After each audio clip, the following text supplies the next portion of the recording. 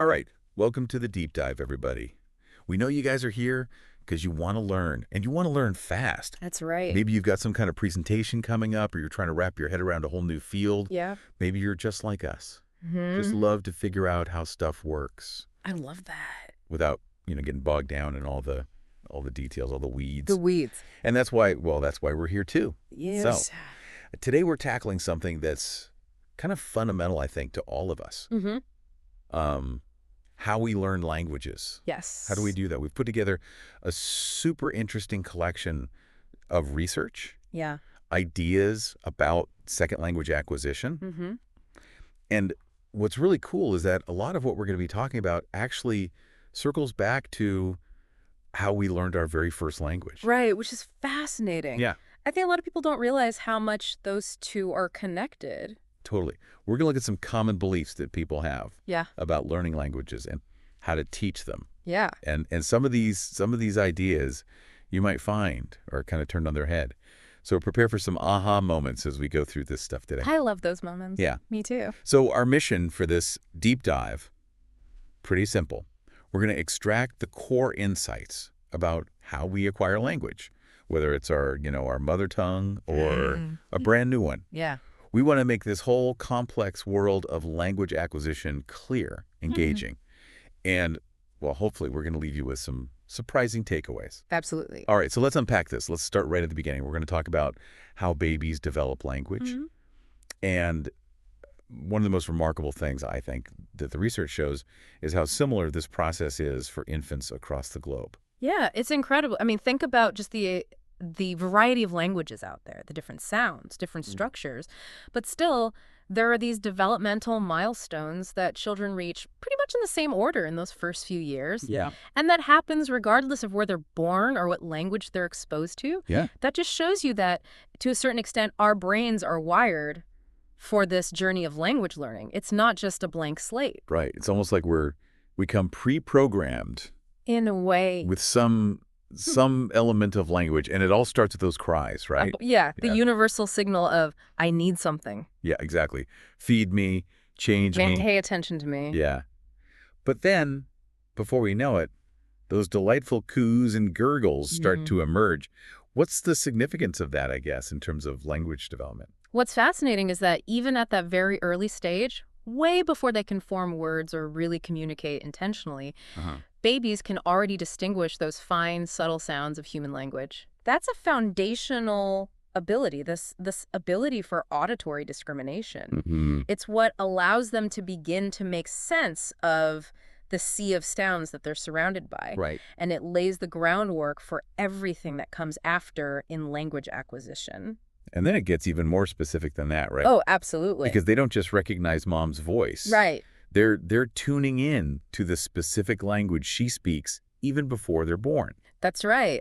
Studies have shown that babies in the womb are already listening and becoming familiar with the rhythms and sounds of the language that their mother speaks. That's pretty incredible. Yeah, it really is. I mean, the classic pa versus ba experiment, right? Yes, exactly. That's a great example. It demonstrates how early on infants can discriminate between very similar sounds. Yeah. And it highlights the incredible sensitivity that we have to language from the very beginning. So the takeaway there is that we literally come into the world already equipped Yes, with these fine-tuned ears ready for language. absolutely. And it's like we're primed to learn. Yeah. It's built in. Okay, so from those first sounds Yeah. to actual communication, right? Mm-hmm. Asking questions, it seems like such a basic thing, Yeah. but there's a whole journey there. There is. How do we go from those coos and gurgles Yeah. to actually asking for what we want, what we need? That's a great question. And the research tells us that asking questions is not just about language. Hmm. It's also deeply connected to our cognitive development. As babies grow, they become more curious about the world around them. Right. And that curiosity drives them to seek information, to make sense of things. And asking questions becomes a primary tool for doing that. And what's interesting is that the kinds of questions that they're asked by the adults around them Yes, actually influence how they learn to formulate their own inquiries. absolutely. That back and forth, that interaction, that's where the magic happens. It's through those conversations that children start to pick up on the patterns, the structures, Hmm. the ways of phrasing things. So what does that look like? How do these little investigators actually develop those questioning skills? Well, there are a few key stages. Let's start with stage 1. Here, we see babies using single words or very simple phrases, often with rising intonation, like they might say cookie or mommy up. Yeah. It's that upward inflection at the end that signals, hey, this is a question, I'm looking for an answer. Right. Now, at the same time, they might also use fully formed questions, but often these are learned as chunks, like where's daddy or what's that?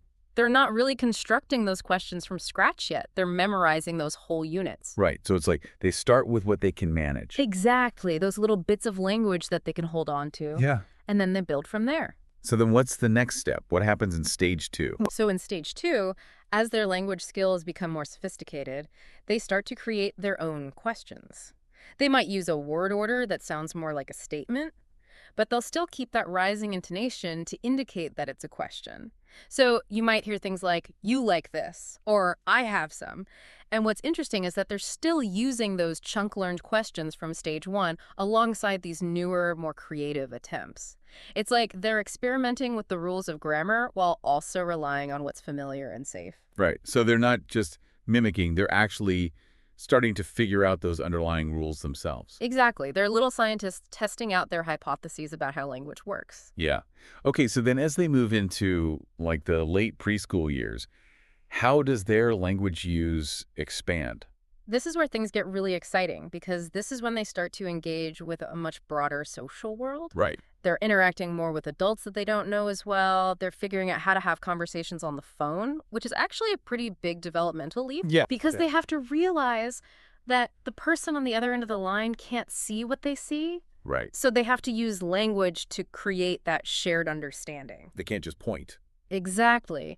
And of course, this is the age of imaginative play. Oh, yes. Where they create those elaborate scenarios with different characters and voices. The voices? Oh, yeah. They love experimenting with different ways of speaking depending on who they're pretending to be. Totally. And this is all part of developing that awareness of how language varies depending on the context, the situation, who you're talking to.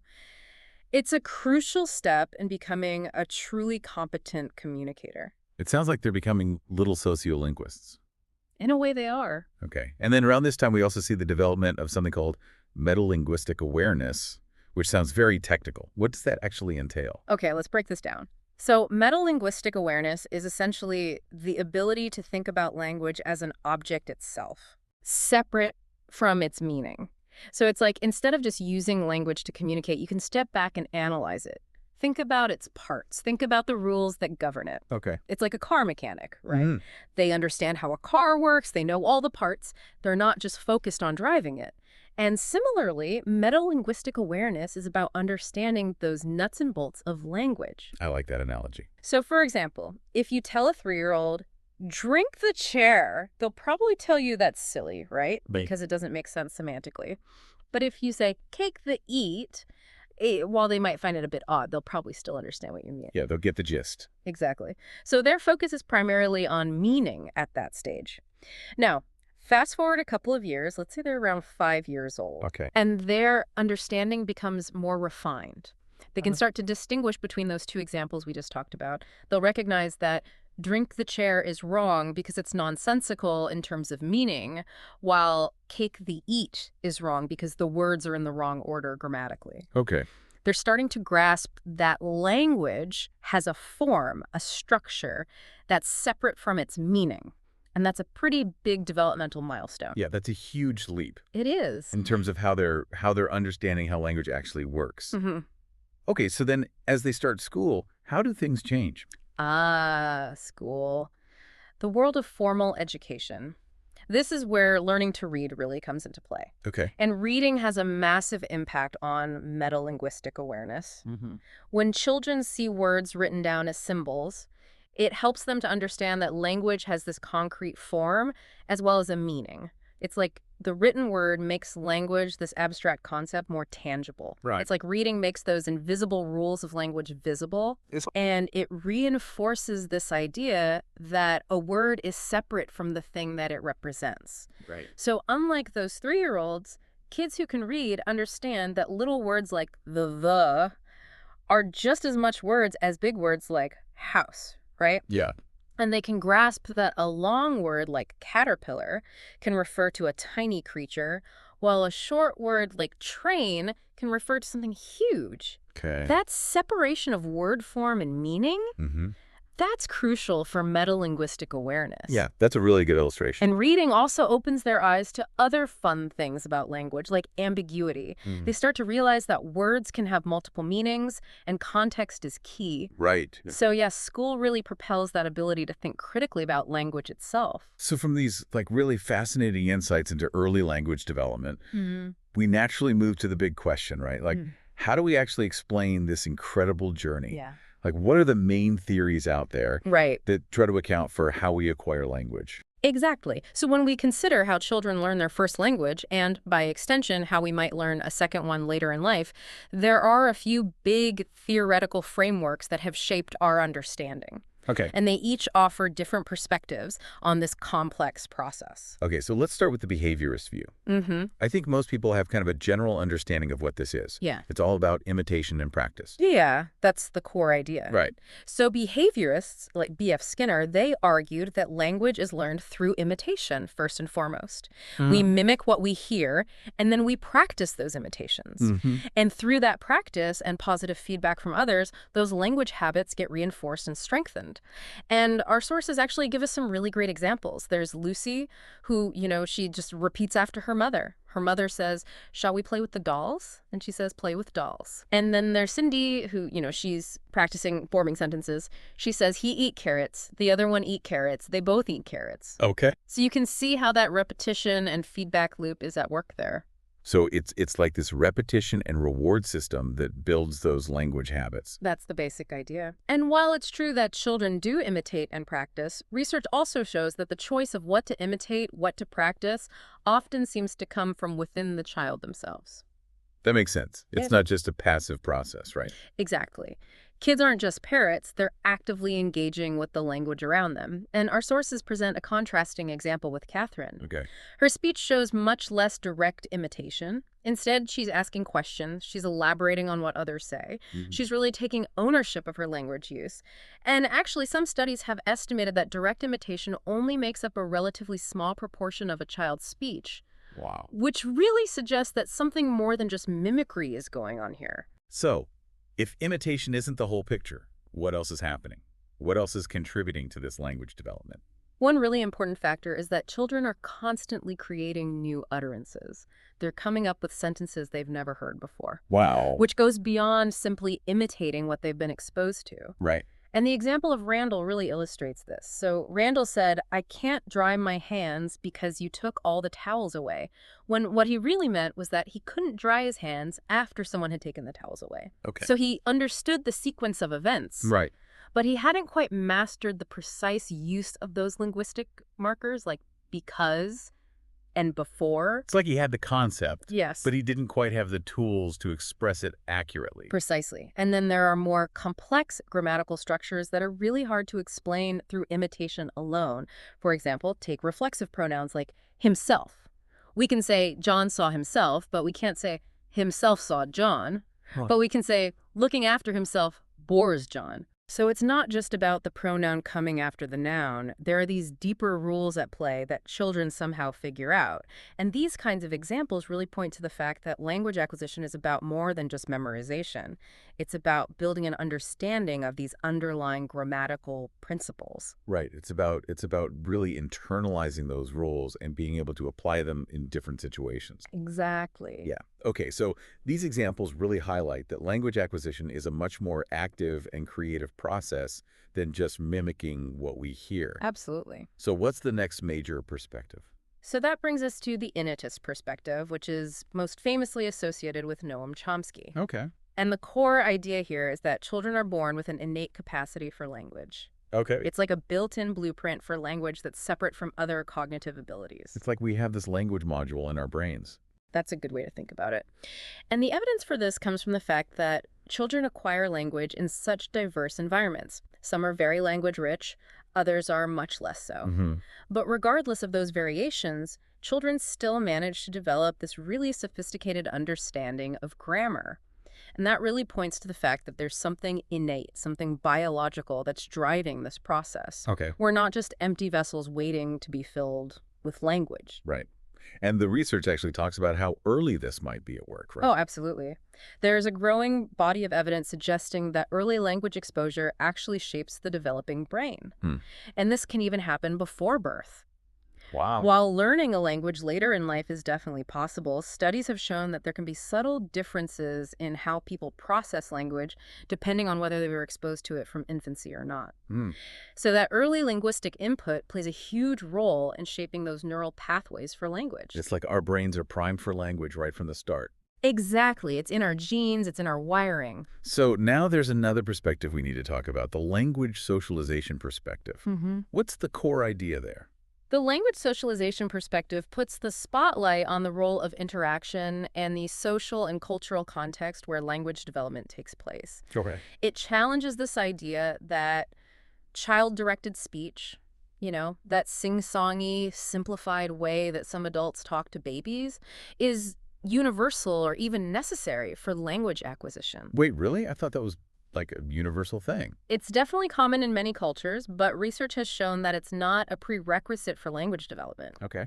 For example, in some societies, like the Kaluli people in Papua New Guinea or traditional Inuit communities, adults don't really engage in these direct, simplified exchanges with very young children. Interesting. And in some cultures, older siblings actually take on a lot of the caregiving responsibilities and serve as the primary language models for younger children. So the main takeaway here is that children learn language through participation, through being involved in those meaningful interactions in their social and cultural world. And the specific style of speech directed at them, while it can certainly play a role, isn't the defining factor. What about the meaning, the interaction, the context? Shikzar? More than just the form of the language being used. Right. It's about real communication, real engagement. And to illustrate how crucial that is, we have the case of Jim. He was a hearing child born to deaf parents who didn't use sign language with him. Okay. His main exposure to language was actually through watching television. Wow. And as you might imagine, his language development was significantly delayed. Okay. And this really highlights that we need those interactive partners. Right. We need that back and forth, that responsiveness, that human connection for language to flourish. That really makes it clear. All right, so let's recap these major theories that we talked about so far. So we've got behaviorism, which focuses on imitation and reinforcement. We've got innatism, which emphasizes that innate language capacity that we're born with. Yes. And then we have the interactionist or developmental perspective, which emphasizes that interplay between our inherent abilities and the environment that we're in. Exactly. So you have these different lenses for understanding language development. Right. Behaviorism sees it as more driven by external factors, those rewards and punishments, while innatism really highlights our internal predisposition for language. And then the interactionist view sits somewhere in between, recognizing this dynamic interplay between what we bring to the table and the experiences we have in the world. Right. And all of these perspectives contribute to our understanding of this complex process. Okay, so now let's shift gears a bit and talk specifically about second language learning. We've explored all these fascinating details about how we acquire our first language. But what happens when we try to learn another language later in life? Right. Are the same processes at work? Are there fundamental differences? That's a great question. And while there are certainly parallels between first and second language acquisition, there are some key distinctions as well. It's important to remember that the context surrounding first language learning, a young child at home, is very different from learning a second language, perhaps as an adolescent in a classroom setting. Right. Or as an adult, maybe for work or travel. All right. And the learners themselves bring different things to the table. Okay, so what are some of those major differences between those learning environments and the characteristics of the learners themselves? So think about this. A young child learning their first language has this incredible luxury of time, right? There's no pressure to perform. No deadlines. Exactly. They're immersed in the language. They're getting constant exposure. Yeah. And the feedback they receive is mostly implicit. It's about understanding the meaning of what they're trying to communicate. Right. Now, on the other hand, you have older second language learners who often face time constraints. There might be pressure to start speaking right away. Right. And in formal learning settings, they might get explicit feedback on their grammar and pronunciation, Hmm. which can be a very different experience. Totally different. It's a different landscape. Yeah. And in terms of the learners themselves, what do they bring to the table when they're trying to learn a second language? Well, they have cognitive maturity, for one thing. They have a lot of knowledge about the world. They Mhm. have metalinguistic awareness. They can think about language in a way that a young child can't. Mm. But this can be both a blessing and a curse. Their analytical skills can help them understand grammatical rules, Right. but they might also over-rely on these conscious strategies instead of tapping into those more implicit, intuitive learning mechanisms that are so powerful in early language acquisition. Right. So it's like we can get in our own way sometimes. Exactly. We overthink it. And then there's anxiety, which is a big factor for a lot of second language learners. Hmm. The fear of making mistakes. Yeah. The self-consciousness of speaking in a new language. Yeah. That can really hold people back. Yeah, that makes sense. It can be very intimidating. And the type of feedback we get tends to be different too, right? Absolutely. So outside of a classroom setting, feedback on errors is often less frequent, and it's mostly focused on whether the meaning is clear. Right. People will generally understand what you're trying to say, even if your grammar isn't perfect. Mm-hmm. Unless it leads to a misunderstanding or affects politeness. Whereas in a language classroom, there might be a lot more emphasis on explicit correction. Right. So the context really shapes the kind of input and feedback we receive. So do we still see those predictable developmental sequences in second language learning, like the ones we saw in first language acquisition? Yes, we do. That's one of the fascinating things about language learning. Research has shown that second language learners also go through these identifiable stages as they acquire different grammatical features. Mm-hmm. And this happens regardless of their first language background. While the pace of learning can vary a lot from person to person, the order in which certain elements are acquired is often quite predictable, Wow. which suggests that there are some underlying universals in how we process language. Even when we're learning a second language, our brains seem to follow certain pathways. Okay, so can you give us an example of like some of these common errors that learners make that actually reveal their developing understanding? Absolutely. So our sources give us a great example from an adult who was learning English. They were retelling a Christmas story. Okay. And you would see sentences like, Santa Claus ride a one-horse open sleigh to sent present for children. Or, on the back of his body has big packet. So these aren't just random mistakes. They actually reflect a developing understanding of English sentence structure. Right. And verb forms, but maybe they haven't quite mastered the use of articles or verb tenses yet. So you can see the logic there, Exactly. even if it doesn't perfectly align with native English. Right. And they're not just making things up. Exactly. It's systematic. It's Yeah. following a developmental trajectory. And what about those little grammatical markers like eng or eng? Does the acquisition of those follow a specific sequence in second language learning? Yes, it does. Early research by Krashen actually summarized a common order of acquisition for those grammatical morphemes in English among second language learners. Okay. However, it's important to note that the learner's first language can influence this sequence. So, for instance, learners whose native language has a possessive form similar to the English apostrophe S might acquire that earlier.